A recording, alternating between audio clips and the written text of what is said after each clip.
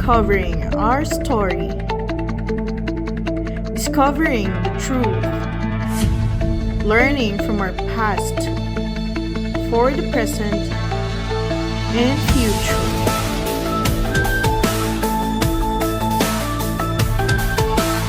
Only here at Philippine History News. Good day mga kababayan. I am Ginger Ann Cruz, your news anchor for today, Friday, April 17, 2026. Today's headline focuses on land and agrarian reform in the Philippines, about what it is and its history. Precious Cruz, please enlighten us about the land and agrarian reform in the country. So what is land and agrarian reform? The term land reform refers to a broad range of programs and policies typically implemented by the government intended to improve the management and use of land for the benefit of the people. The state takes over lands owned by large landowners with compensation to transfer the land to small farmers or workers who do not own any land. Its objective is to transform the agricultural system to foster equity and increase productivity. The term agrarian reform, on the other hand, involves the modernization of agricultural practices and enhancing the standard of living for all members of the agricultural community. It comprises a range of assistance for agricultural education, cooperative establishment, the manufacturing and retailing of agricultural products, the development of agri-based industries, and more. Back to you, Ginger. Thank you, Precious. Colonization led to land concentration among a few landlords, or Caste 6, granting them significant power over the nation's social and economic dynamics. They have exerted influence on their tenants, dictating political voting choices and affecting political action to preserve the existing status quo. Let us learn more about the history of land and reforms in the Philippines. Zoe Literte. Before the Spanish colonial era, the Filipinos of the time exercised a feudal social system. The nobility or the maharlikas comprises the datus or the chiefs, followed by the timawas or the freemen who did not owe tributes or taxes to the datus, but were obligated to follow them in wars, providing their own weapons and gear, building their houses, and planting their rice fields. While aliping na mamahay or the serfs worked the land of their datu or maharlika master. They equally shared their agricultural produce with their master and maintained their own houses and private property, which could be passed down to their descendants and had rights over their movable possessions. On the other hand, aliping sagigilit or the slaves were the property of their master, served in both agricultural and domestic roles, and could be sold, particularly if captured or born into servitude. The economy was primarily subsistence-based, with rice acting as a medium of exchange as there was no established currency. Thank you, Literte, for giving us a glimpse of what it was like during the time of Spanish pre-colonization in our country. Now, let us hear about the Spanish colonization era. Julie Manalastas. During the Spanish colonial era, lands were split and distributed to encourage Spanish settlement or to reward the soldiers who served around. These lands were referred to as encomiendas. The royal government granted the encomendero the authority to collect tribute from the Indios or native in the manner and quantity specified in exchange for these services. Initially, the native population benefited more from the encomenda system than did the encomenderos. So they could not be referred to as lords because they were seen as native protectors, advocates, and educators. However, the system devolved into power abuse when the encomenderos began to collect tribute that effectively turned into land rents, transforming the natives into tenants. The colonial government took the place of the datus, and the datus became the so-called cabeza de barangay, supposedly having power in the community, but the proprietors of the estates held the authority. The Dominican friars leased their land to both local people and mestizos, called inquilinos, who paid the fixed rent for the land they farmed.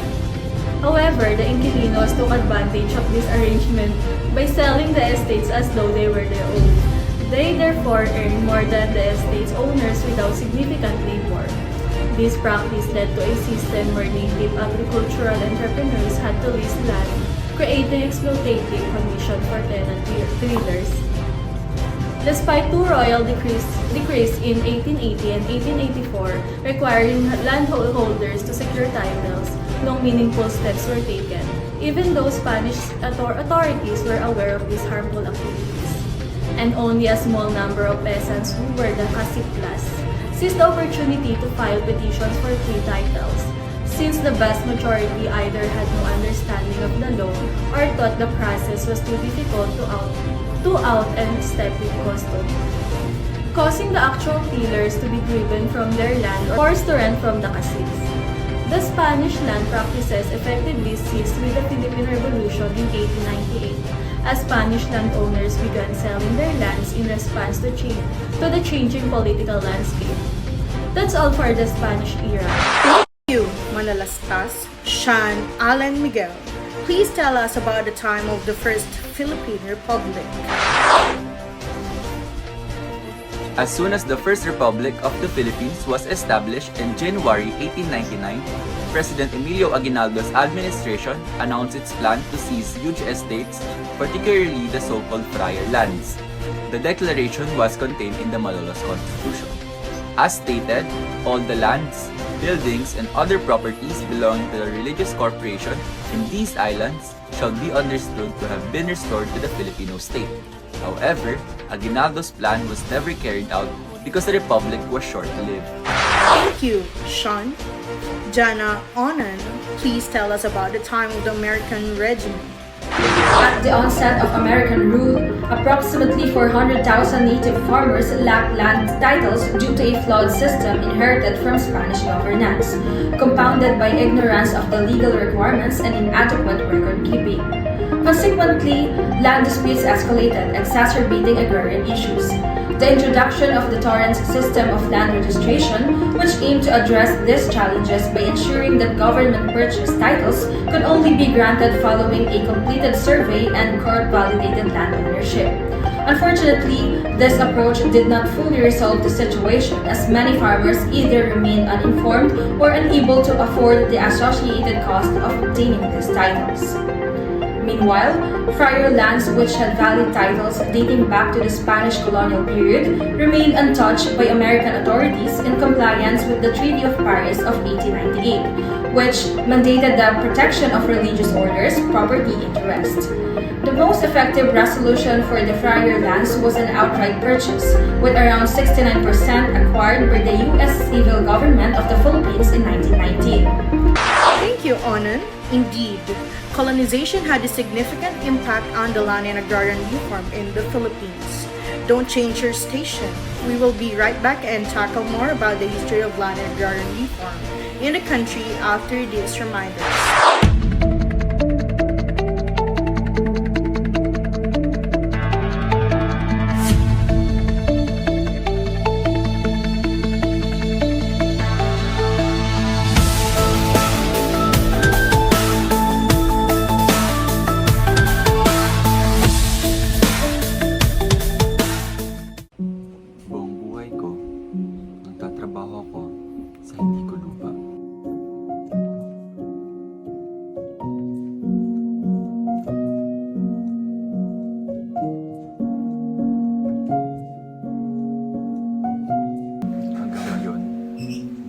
namin alam kung magkakaroon ba talaga kami kahit kapiraso lang sa lupang sinasaka namin.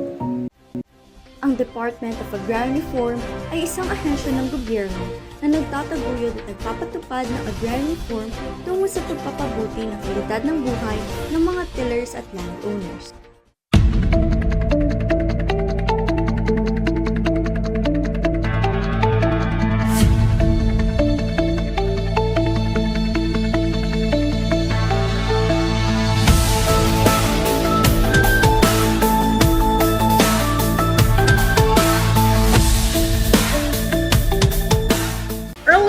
Talk about the history of the land and agrarian reform during the Spanish pre-colonization period, Spanish colonization era, the First Philippine Republic, and the American regime. Now, for the Commonwealth period, Del Carmen, please tell us about it. By the time the Commonwealth was established under Manuel Alcazar, land tenure issues had fueled armed dissatisfaction, notably exemplified by Pedro Calosa's Color Room Revolt in 1931 at Tayug, Pangasinan, and Benigno Ramos' Sacdal Revolt in 1935 at Cabuyao, Laguna. In response to this unrest, Quezon implemented a program on social justice to support the tenants' plight and directly confront the agrarian crisis. His administration enacted reforms to enhance land tenure laws that provide more freedom to both landowners and tenants, facilitating tenancy contracts that adhere to legal standards and morals while mandating compulsory arbitration for agrarian disputes and halting tenant evictions. Quezon's initiatives also included the expropriation of large estates and organized settlement of unutilized public lands, particularly in Mindanao, managed by National Land Settlement Administration. These efforts were rooted in the commitment to social justice articulated in 1935 Constitution, which emphasized the state's responsibility in promoting the welfare and economic security of its citizens. Additionally, the Rice Share Tenancy Act of 1933 established a 50-50 profit-sharing framework between landowners and tenants, further reshaping agricultural relationships. Thank you, Del Carmen. Jerica Padrinao, educate us on what happened during the Third Philippine Republic. Under Ramon Magsaysay's governance, 3 Republic Acts concerning land and agrarian reform were accomplished. First, the Republic Act No. 1166 established the National Resettlement and Rehabilitation Administration, or NARA. It was successful in enticing rebels back to a peaceful existence by providing them with farms and homelands in the NARA settlement in Palawan and several areas of Mindanao. Second, the Republic Act No. 1199, or the Agricultural Tenancy Act, established the courts of agrarian relations and gave tenants security of tenure and the option to switch from a shared tenancy to a leasehold. Third, the Republic Act No. 1400, or the Land Reform Act, allowed for the purchase of large tenanted rice and corn lands of more than 200 hectares for individuals and 600 hectares for corporation. During Diosdado Macapagal's administration, Republic Act No. 3844, or the Agricultural Land Reform Code, was passed. It eliminated shared tenancy, established leasehold, gave tenants farmers the lands of preemption and redemption, and established a judicial system for agrarian cases, and integrated marketing extension and supervised credit for services to farmer beneficiaries. Thank you, Padrinao, for the time of martial law in the Fourth Republic period. Centano. On October 21, 1972, President Marcos enacted PD 27 shortly after proclaiming martial law, aiming to liberate farmers from tenancy constraints on rice and corn lands. The decree abolished leasehold arrangements, granting dealers automatic ownership after amortization. Key features of land distribution under PD 27 involved selecting rice and corn areas due to social unrest tied to tenancy. The decree also addressed financing by setting a moderate land value, allowing dealers to compensate the landowners directly or through a three-way arrangement. Coverage includes all private tenanted agricultural lands over 7 hectares. Beneficiaries are bona fide tenant farmers of private rice and corn agricultural lands, benefiting a fixed economic size farm of 3 hectares of irrigated land and 5 hectares of non-irrigated. No landowners may retain up to 7 hectares if actively cultivating. Subsequent directives, like Letter of Instruction 143 mandate land transfers from DAR determined absentee farmers by the landowners. Which other sources of income? Which Letter of Instruction 474 permits tenanted areas of 7 hectares or less fall under PD 27. If landowners have other profitable, agricultural, or urban properties from which they receive adequate income to support themselves and their families. Thank you, Santiano. For the last part of learning of the history of land and agrarian reform, Cristina Sayo, tell us about the achievement of agrarian reform under the Fifth Republic.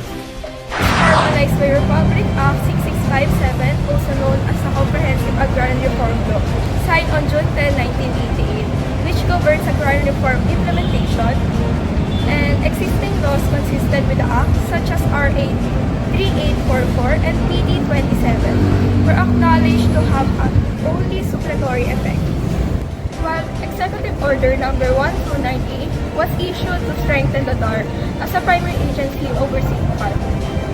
The law was established after significant debate and pressure from various interest groups, and it became effective on June 10, 15, 1988. Post-enactment, several measures were initiated to ensure effective implementation of CARP.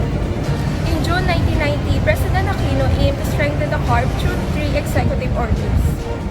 Firstly, Executive Order Number 405, assigned to Land Bank of the Philippines with the primary responsibility for land valuation.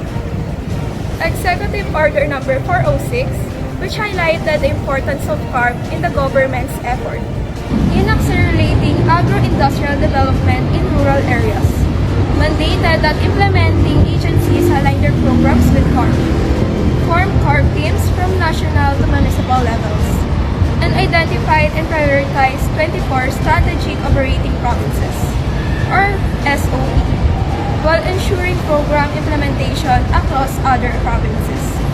Thirdly, Executive Order Number 407 instructed all government entities, including financial institutions and corporations, to transfer all suitable agricultural lands to the DARC for CARP coverage. Additionally, the 1987 Constitution, ratified on February 2, 1987, includes several provisions specifically addressing agrarian reform. That's all for the history of land and agrarian reform. Back to you, Ginger. Thank you, Christina, and our news reporters. Indeed, we have learned a lot about land and agrarian reform and its history. Again, this is Philippine History News. Good day, mga kababayan.